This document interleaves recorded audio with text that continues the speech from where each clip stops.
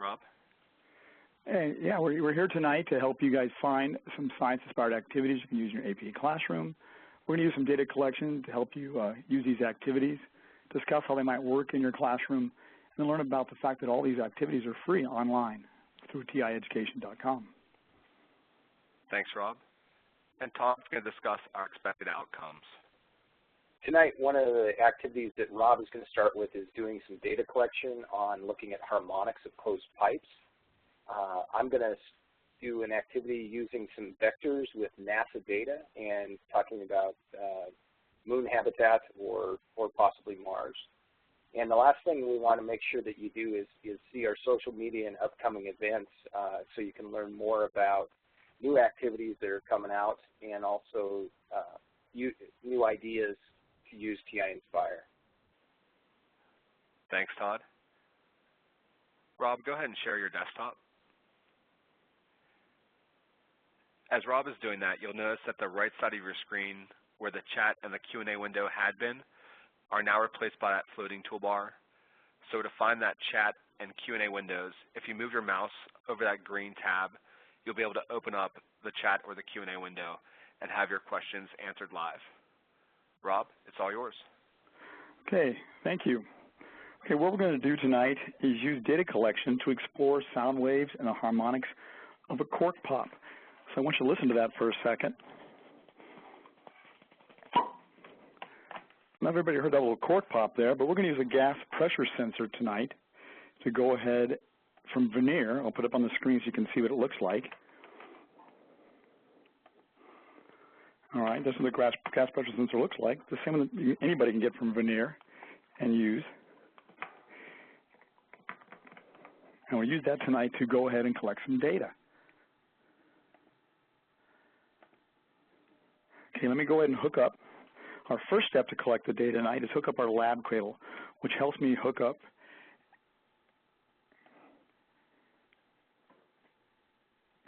collect data at a fast enough rate so I can go and collect data tonight for my Nspire.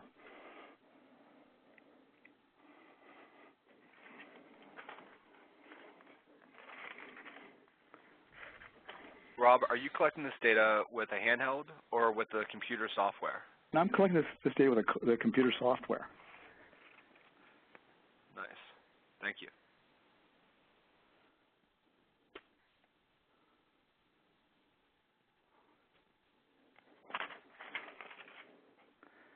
And let me go ahead and start a new document here so we can go ahead and pick it up. Also, Rob, are you using a data cradle or an easy link for I'm using a lab cradle for this activity. Okay.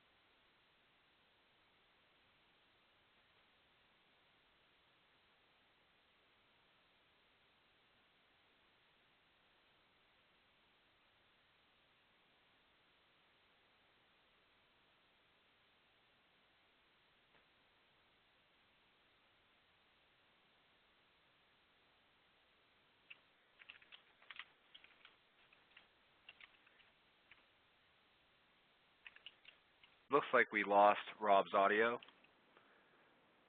Okay. Well, so go ahead, Todd.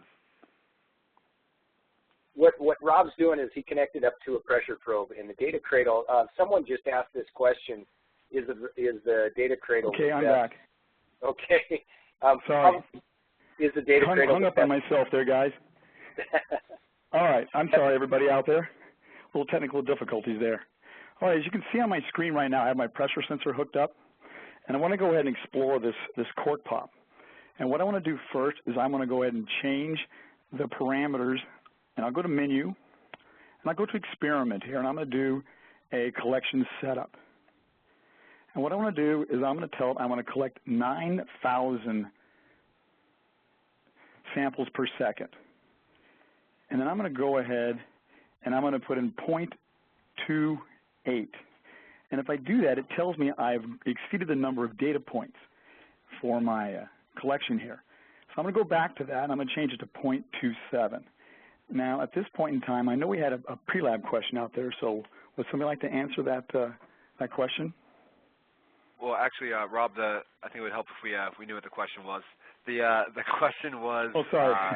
That's right. Someone had a pre-registration question, and they said they have TI-83s in their classroom. They don't have the TI-Nspire, and they're wondering if we're still able to use this type of activity with their TI-83s. And the answer would no. You would not be able to do that because the collection rate is too much now for the 83. They'd have to move on to the Nspire, which has a higher rate of collection, especially with the lab cradle, which collects at over 100,000 cycles per second. So they need to use that kind of device. Thanks. So let me go ahead with this activity. So I'm going to go ahead and tell it that I can do that. Now we'll notice with this activity that I'm going to have to use something a little bit different tonight. I'm going to be pulling the sensor out, and it's going to happen really, really fast. So I can't do that all by myself. I can't do that and push the little green button to have it start and then turn it off at the same time. So I'm going to use an advanced feature we have with data collection, and it's called trigger. I'm going to go down here to advanced setup, and we do triggering. And triggering allows me to use the gas sensor to trigger when it's either increasing or decreasing through the threshold.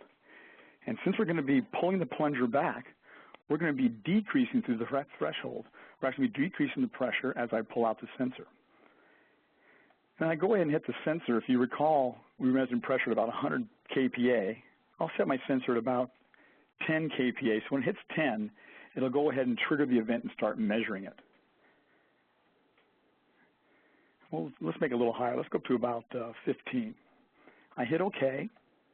Then I go back to my entry screen here. I hit the green button, which tells me to start collecting data. And it says it's waiting for the trigger. Well, what it's waiting for me to do is go ahead and pull the plunger back and see what happens. So let's go ahead and do that.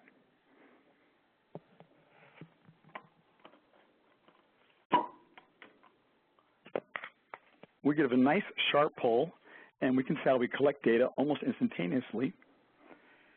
And the part we're interested in is right here where the line went up dramatically was right at the trigger event as the pressure dropped. So I care about this little piece right in here. So I'm going to click on that, and I'm going to select it by dragging across.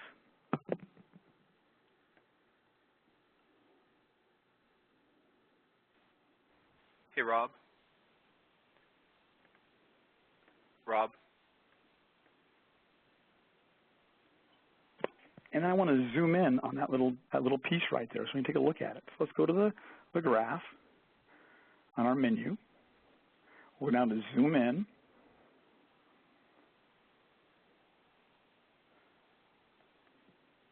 And we see we have the sound wave we just captured at the end of the cork pop.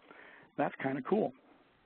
Now these little blue dots on here are regional dots. Those aren't the actual data points themselves. They're just regional. The TI-Nspire throws them in every so many data collection points. So I'm going to go ahead and take those out. I think they get kind of in the way there. So I'm going to go to Menu. I'm going to go to Options. I'm going to go to Point Options. And see where it says Regional? I'm going to go say No, None, and say OK. And I get rid of those regional data points. Now what I can also do here at the same time is I go back to Menu, go to Options, go to Point Options, and have it not connect the data points, not go dot to dot for me. Click on that and say OK, and I can see the actual data points that were collected by the TI-Nspire.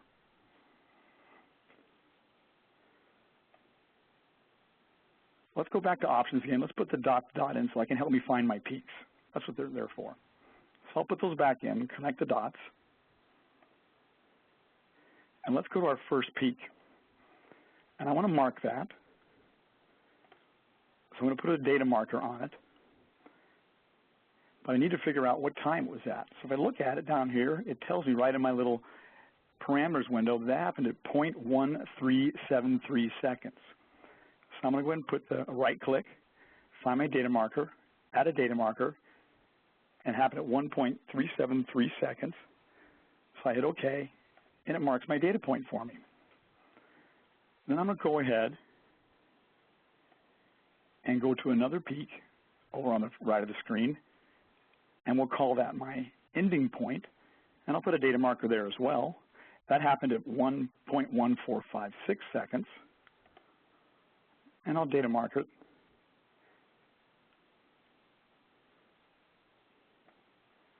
.1456 seconds. Hey Rob, what are you pressing when you get that little menu coming up? Oh, okay. On my computer, I would be right-clicking, and on my handheld, I'd be a control menu, just like a right-click on your computer.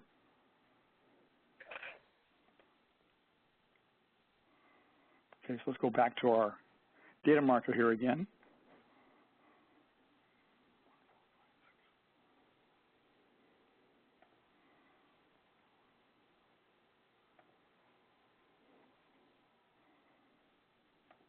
And I've marked my 2 data points. Now what I want to do is I want to figure out a couple things here. The questions I want to answer in this lab are the following. I want to find the period from this graph, and then from that period I want to calculate my frequency, and then from my frequency, using the known value of the speed of sound, I want to calculate my wavelength. And if I stop and I think about it a little bit, I realize that the harmonics of this court pop are a closed pipe system. So let's go ahead and do our calculations then. Okay, to do this, I'm going to go ahead and add a calculations page.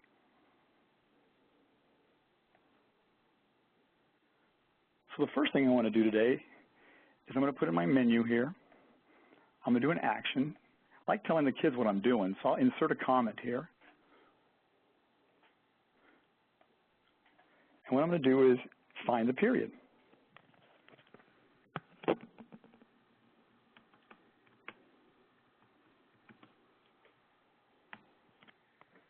All right, to find the period, what I want to do is go ahead back to my data and calculate the amount of time it took from my starting point to my ending point and divide by the number of peaks.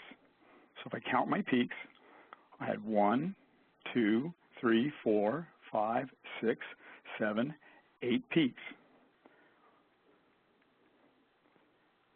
And my end point was 1.1456 seconds. So I'll go back to my calculator page. I'm going to hit Control, Divide, and put in my 0.1456 seconds.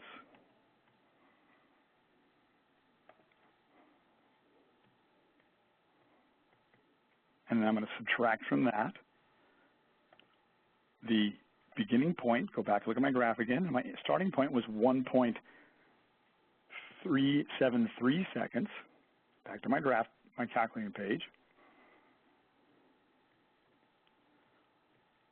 And I'm going to divide that by the number of peaks that I counted, and that was 8.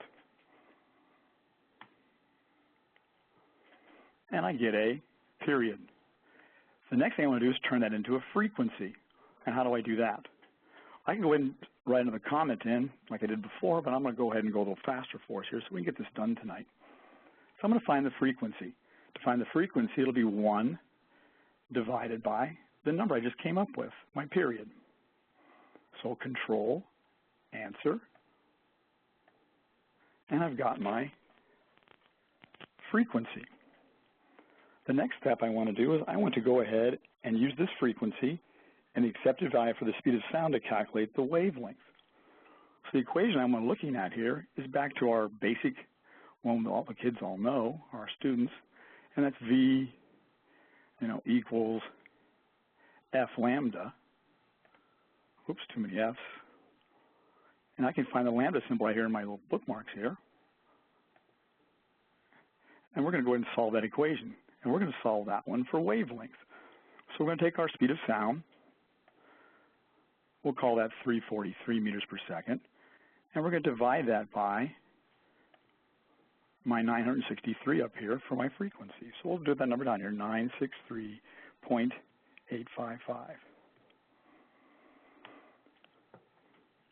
All right, that gives me my wavelength. But what I really want to calculate for this entire activity is what was the length of my syringe. My length of my syringe, if I remember from my dynamics, tells me that lambda equals 4L for a closed pipe. So I'm going to go ahead and take my wavelength here, and I'm going to divide that by 4. And I go ahead and get about 0.09 meters for the length of my pipe. Well, let's go ahead and see how good of a job I did. So I'm going to go back to my original syringe, take a look at it. To do that, I'm going to go to my document, and I'm going to go ahead and insert. Well, I want to do a different page, sorry. I want to insert a geometry page here. And then in my geometry page, I'm going to insert that image I showed you earlier tonight, and that was the image of the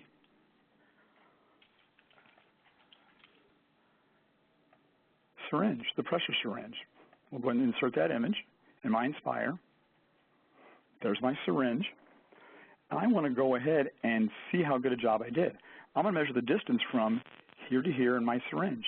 I have this to scale. Whenever I insert the image, I got a little centimeter scale up here. And I'm going to go ahead and insert. So I'm going to go to Menu, Points and Lines.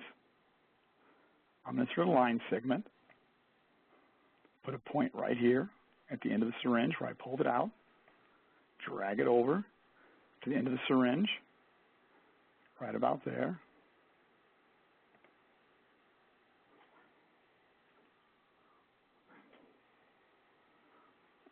Okay, I didn't quite get it all the same length.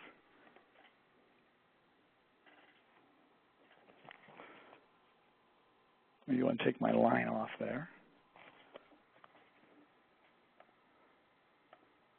Let me try that one more time. I didn't quite make my length the right way that I wanted to. So go back to Points and Lines.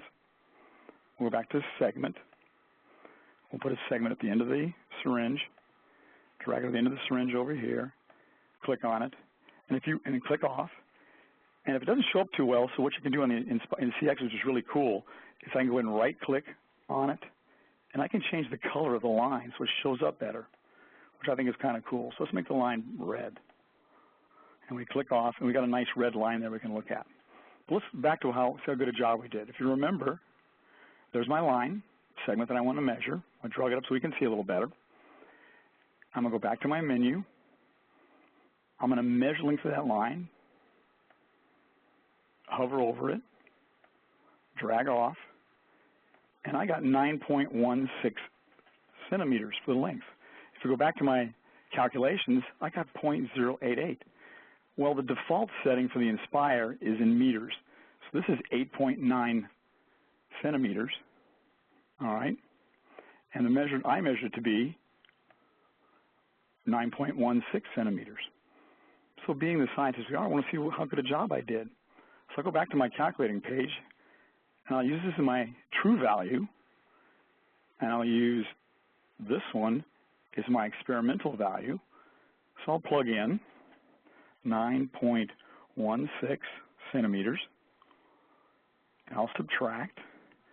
But let's go ahead and set that up like an equation, though. So let's go to Control, Divide, and I'm going to subtract from that the measurement I got, which was the 8.89, or it was rounded off to 8.90.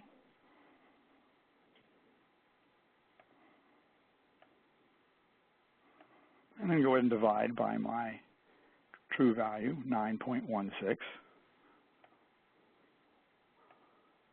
go back and put it all in parens. I'm going to multiply it by 100 to make it a percent error.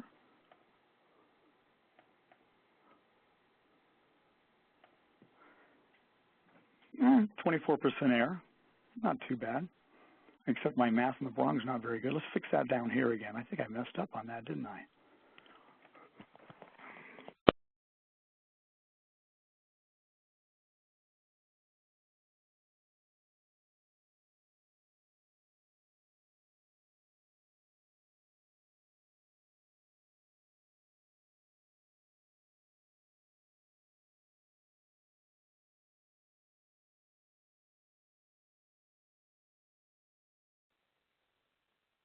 I'm wondering if Rob hung up on us again. So yeah, one of the questions that came across a minute ago was whether or not your vernier probes plug into the data cradle. And most of the, if they have the white connector that looks kind of like it's called the British telecommunication jack, if they have that jack on them, they should connect to the data cradle and auto detect. The older version, the quite a bit older vernier probes have a gray cable. It's called a DIN connector. And if you have those, they also connect, but what you have to do is manually connect them to the devices. Thanks, Todd. I think the other conversation that seems to be going on in the chat window, I don't know if people are trying to multitask a little bit. If you open up the chat window, there was a question asked earlier that said, which science courses have the most math topics? And I think a lot of people were responding, it looks like physics and chemistry. And I'm just sort of scanning through some of the responses. As Rob goes to get back online, my background is in chemistry, and I'm currently teaching mathematics. Okay, I'm back. Sorry. That's good. Okay, I'm going to go ahead and pass the ball to Todd now. Okay, then Rob, as you're doing that, let me just finish my thought. So some of the things I've tried to do, for instance, for my algebra students that are working on, say, unit conversions, because that's, for instance, a topic in chemistry, is, they're pretty comfortable with certain standard conversions, inches to feet, etc. But once you get them into these other things they've never heard of, like grams and moles, all of a sudden it's like you're speaking a different language. But if they really understood at what was the heart and the essence of a unit conversion, then it doesn't matter what I'm calling them. And so I actually don't do a whole lot of introduction of what, say, a mole or grams or any of that really specifically is, but I give them those conversion factors, and they just have to know how to use them appropriately, and then by the time they actually get to that chemistry class and they're actually working with those unit conversions, they sort of have that light bulb effect where they go, oh, wait, I've seen this before, and it sort of makes a home run for us. So to answer the earlier question, I just try to incorporate, I try to talk to our science teachers a lot so that we're doing as much across that bridge of math and science as possible so that the students don't see that there's, they're really not two separate courses, they're really one and the same. So, Todd, I think you're sharing your desktop and you're good to go, so I'm gonna stop talking. That's okay, as long as I'm live and you guys can see what I have here. All right, what we've done is we've had the opportunity to do some things with NASA just recently, and one of the problems that we have in looking at the Q&A, I've been watching you guys chat and also throwing in some thoughts, but looking at the Q&A, one of the questions I'd like to ask you guys is, how do you typically present and teach vectors?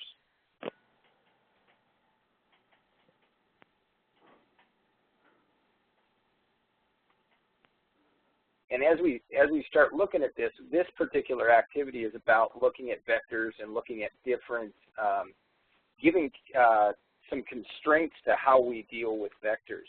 And so this particular one, lunar surface instrumentation, is actually looking at a series of constraints that NASA has to consider when they fly astronauts up and they have a habitat on either the moon, or as we start to look at Mars, what are they going to have to think about? And so as we start to look at this, they're talking about long duration flights. I'm going to kind of slide through this fast because you guys can all download this activity and use it in your classrooms anytime you'd like. So at the first part of this, I want to kind of flip through this and look and see, if this can help you out. So we have some constraints, and the first thing is we have a station that we're going to come out of and some locations of where our instrumentation is. And so you'll notice we have 200 meters, and it's southwest is our first location. We have 175 meters at 15 degrees north of west. That's, for my kids all the time, they always have to think about north of west and and it challenges them. And 150 meters, 30 degrees west of north, that also kind of has, they struggle with that. And so what we did is we started to put together this activity where they actually have to draw out some of those vectors. So as we go into the constraints, we not only have to draw these displacement vectors, but we also have to consider some of the factors that NASA has to deal with. For instance, if an astronaut carries an object to a location, he has to actually start out, and he can only carry 25 pounds, or 25 kilograms, I'm sorry. If he uses what's called the lunar surface transport, it can carry up to 100 kilograms. As we go a little further, it gives how fast he can carry, or how fast he can walk by himself, or how fast the controller can actually move the equipment that he wants to move. We can only be out in the spacesuit for 5 hours, total oxygen available. But when we come back to the habitat, we have to have at least an hour left of gas. So we have 3 objects that we need to take out to our different positions. We have a 20 kilogram object, we have a 15 kilogram object, and we have a 25 kilogram object. Once we get to the first location, we have 20 minutes to install, we have 15 minutes to install our second instrument, and we have 45 minutes to install our third instrument. So here's what happens. We go out and we have these constraints, and we have 3 locations to go to. So in this activity, we've already set up these locations for the students. But what we're going to have to do is talk to them about how do they get there. And so if the astronauts are walking, and one of the things on the handheld, when you're in a graph window, the menu helps us operate or add features to this graph window. So I'm going to click on menu, and there's some geometry tools, and one of the geometry tools that we're going to use is points and lines. And under points and lines, you'll notice that we have a vector. So I'm going to add my vectors in to my location. So I'm going to snap a vector. If the astronaut walks, he's going to have to follow that vector.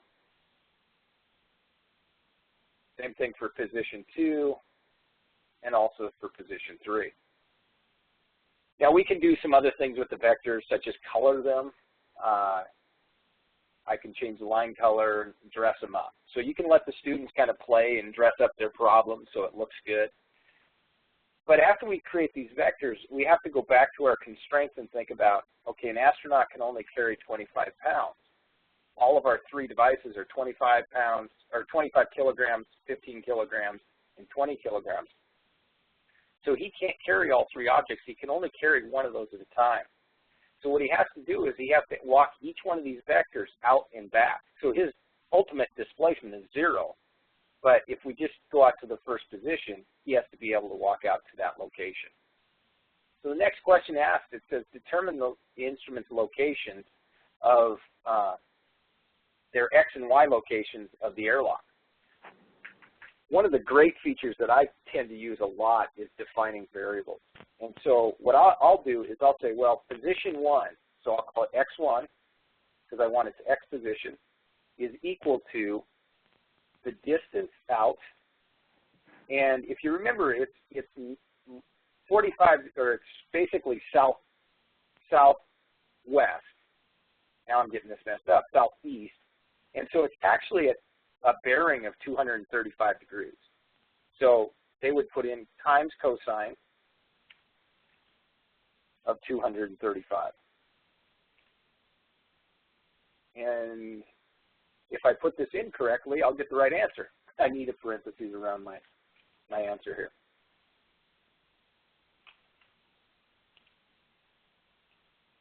Put my parentheses in. There we go. So now I get minus 114 in my X direction.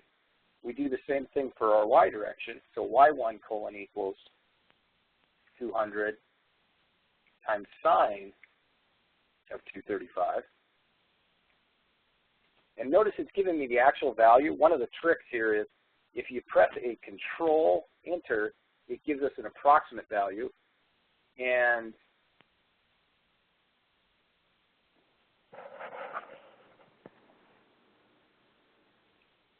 I seem to be off here, but we'll add the other two in. That should actually be the same distance. So then we go to x2 colon equals. Oh, how about 225, not 235? That would probably help out a lot. So I'll bring this down.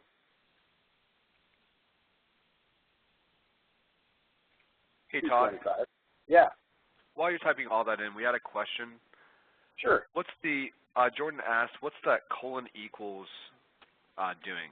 Or actually, I'm sorry, is there a colon equals button on the Nspire somewhere?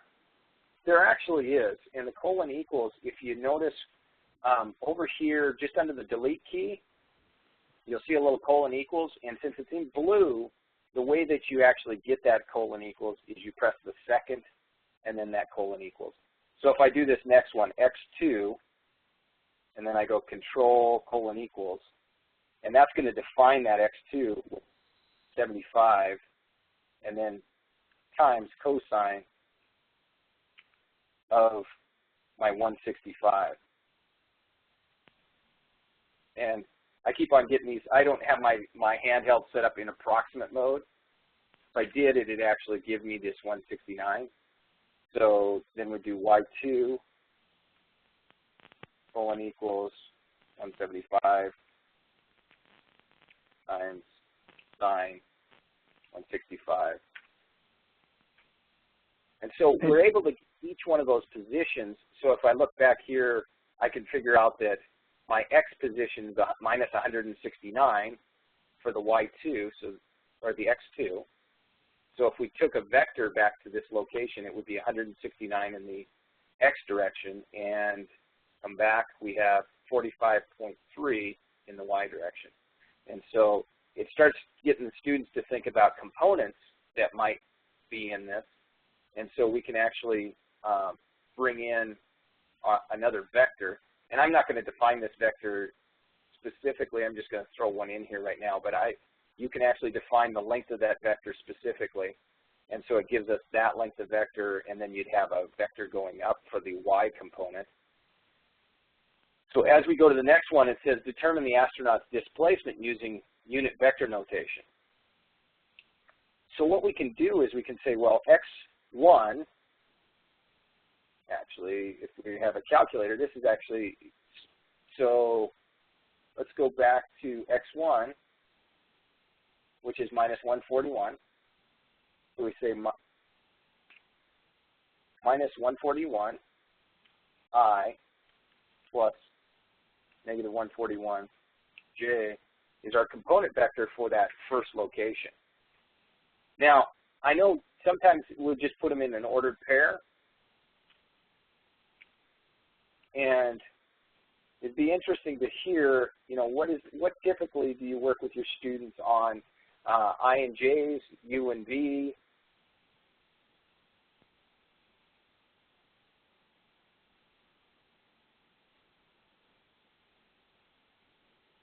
Okay, Ryan just gave me I and J's, of course. Okay, so as you work through this problem, anytime I want to know one of those X and Y components, I can actually pull those up. And so because I've defined those earlier, anytime I'm in a calculator now, I can put in the X1 and the Y1, and it'll actually generate those values that I've calculated earlier. So when we get to some of these other pages about constraints, they're asking, well, what's the distance somebody would have to travel? Well, if I just talked about distance walking, so I'm going to define this as dW for distance walking, colon equals. Now we know that if a person is walking carrying this equipment, what they'd have to do is they'd have to go out 200 and they'd have to come back. So times 200 times 2 plus would have to go out 175, but would have to come back, so times 2 plus our 150 times 2. So if I walk all my instruments out, it's gonna take me 1,050 meters. Now, travel with the lunar module, so we can say distance traveled with the lunar. What we need to do is, we know we're going to walk out 200 to our first location. But what we want to do is we want to go from that first location directly to the second location without having to come back, because we have this transport that will carry all of our objects with us. So what we can do is we can get a square root and put in a distance equation here between those 2 points. So I do the square root, and you know earlier we defined x1 and x2. So x2 minus x1. And notice when I click on those become bold, and that means I've already defined those variables. Squared plus y2 minus y1 squared. So that's going to give me the distance between those 2 points. Now, on the last screen, I didn't define x3 and y3, but we could add those in there also. And then finally, we have to walk back to the station. So we put in our plus 150 for our last location. And so I press enter, and it's going to give us 538 meters to travel if we take the lunar. Now this activity continues on and talks about those constraints. You know, how much time is it going to take us to do this? An astronaut can walk when he's carrying an object at 4 kilometers per hour. When he's not carrying something, he can go up to 6 kilometers per hour. If he is pushing or driving the lunar transport, he can only go 3 kilometers per hour. And so we can start doing some calculations on those constraints with these displacement vectors. And so I'm going to jump you into actually the solutions activity. This is the same activity but with solutions. And so when you go to one of these, but there's also a solutions are set up for it also. One of the things Rob just kind of threw in there earlier was this comment, and this comments are really kind of a powerful thing in the calculator.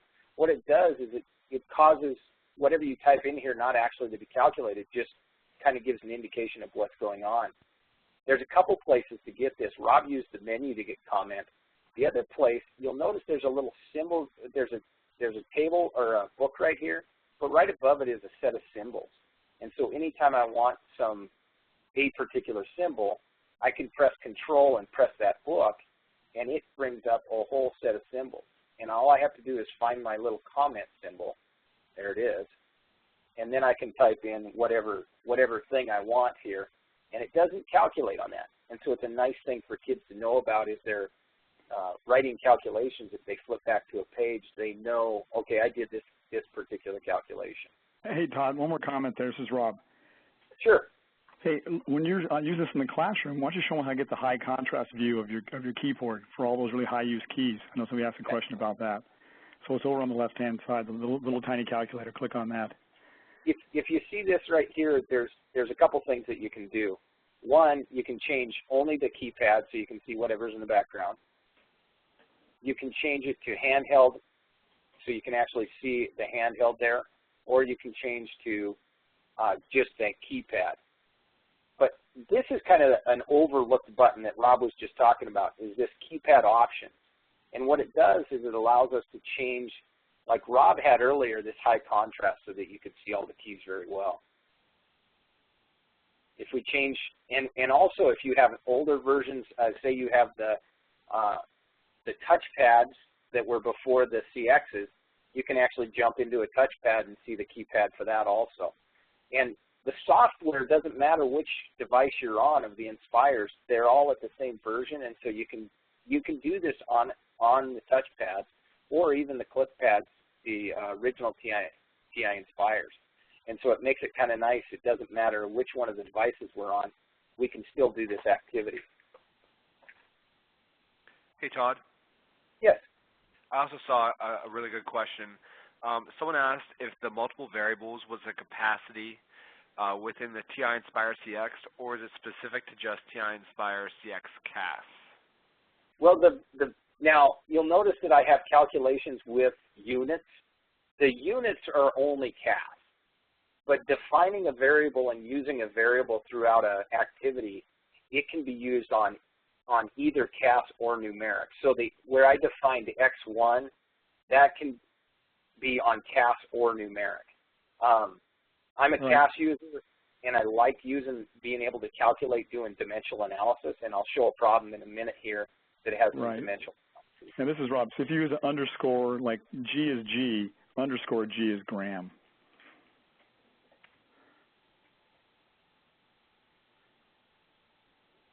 So some of the underscores on the CAS device actually give you there's some built-in gravity, Planck's constant. There's a series of those on the CAS device. Now, as we move through this problem, I'll give you a few other tips along the way, and as you guys come up with some questions, I know Mike and Rob will probably stop me and say, hey, answer this, so feel free to ask some questions there. As we move through, you'll notice I used a lot of variables as I start to solve this.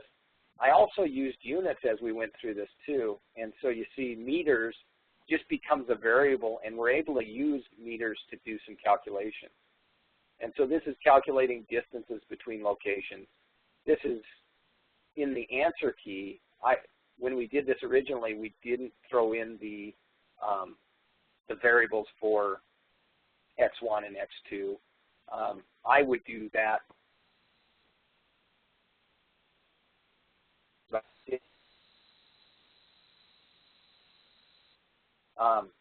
Now we start to apply the constraints to this particular problem, and then it tells us how long it's going to take us to go around. One of the neat things about this is we can put a problem, we can ask a question at the bottom. This is a split screen where we ask a question at the bottom, and then the students can come up here and do actual calculations based on the question that you're actually asking. So they're not having to flip back and forth between pages, which makes it really pretty nice.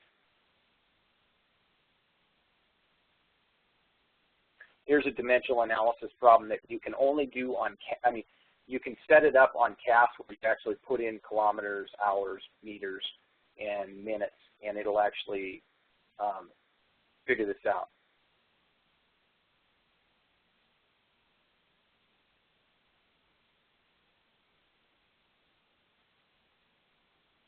So this works its way through using those parameters to finally solve the problem.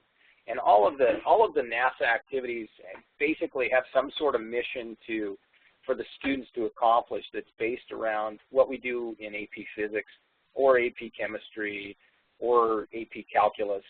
There's a whole series of activities that are out there that you can download for free and then use with your classes. My students have had a lot of fun with them because there's an end goal. Can we get the astronauts where we want them to go, or can we solve the problem that the astronauts actually have to deal with? Yeah, we got a question here from Jordan about using of comments and where we'd use them, and how much time does it take to teach them, and where would you use them? Well, normally, you're doing a vectors problem, and the students have talked about component vectors, and this is a nice problem to drop in the middle of that vector so that the students actually can work their way through it. This would take somewhere in the, I'm guessing, well, when I've done it, it's taken about 90 minutes total. And they work through it and figure out all the problems. And that's actually with me going over it with them afterwards, too, that 90 minutes is. All right, and as far as why you'd use the comment section, if you were going to actually have the students collect a lab report from them, if they're using a computer version of this, they could print this out and turn it as their lab report. It'd be good use to use the comments. Yeah. There's also something that we're not showing you tonight. It's called Navigator. And Navigator, I can actually send this activity out to all the students handheld. They can work at their desks, and at the end of the class period, I can actually pull it back to my computer, and I have each one of their files individually filled out.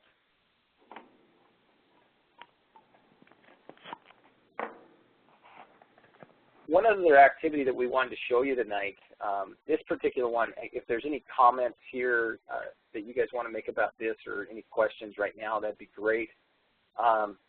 Another activity that is one of the nice things about TI-Nspire is the potential of simulation. And there's a programming language called Lua that there's a handful of people that are amazing with this. And what they're doing is they're taking some of activities that are, you know, the tough to teach activities where not only do you want to do lab, and I'm a lab-oriented person. I like my kids to get dirty. I want them to do these type of activities, you know, where they actually are involved. But I also use this stuff for support. In other words, you know, I either do the lab and then I come back to this and I have the kids go through that to simulate what's going on too. So here's one of the activities that's out there right now, and it's called the Balancing Act. And what the Balancing Act is taking just a balancing beam and actually moving, and this can be done on the handheld, so it's not something that you have to do on some other device. You can actually just put this on the handheld, and then the kids can start trying to figure out, okay, so how do I get this thing balanced? Or can I get it balanced? And so we move the guy in and figure out, okay, so does this balance? And then the kids can actually hit play and see if they actually balance the man and the object. So we can change the location. So we're going to move him. And you'll notice it's actually interactive so that they can figure out what's going on. And so if we move into the game, this is just a lab where the kids can start to explore, okay, so when do I get him balanced out?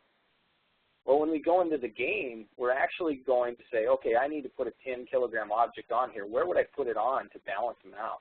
And then I check.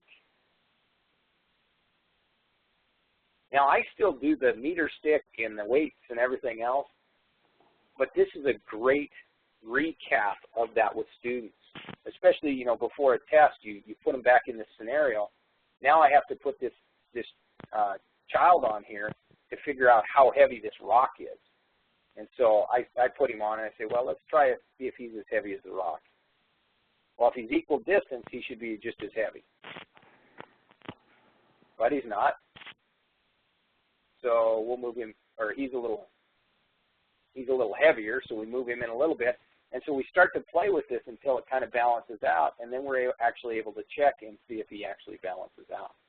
So it's a great way to, you know, there's a number of simulations out there that are available for you to download and use, and every kid has it in their hand instead of just the teacher showing off something. I like the PhET simulations, and if you look at this, this is very much like the PhET simulations. But the problem is you have to have every kid on a computer, where all these activities go right to the handheld, and every student gets to play with it. Right, and you can send out and click them with Navigator. Todd, we have some questions about Lua. Okay.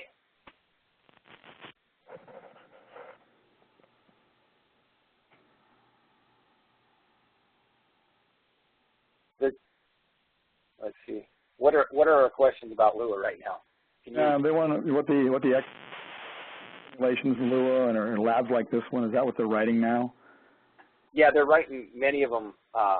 Many of these activities, well, that's what they're writing the activities in, is the programming Lua environment. It's a physics simulation, physics engine for programming.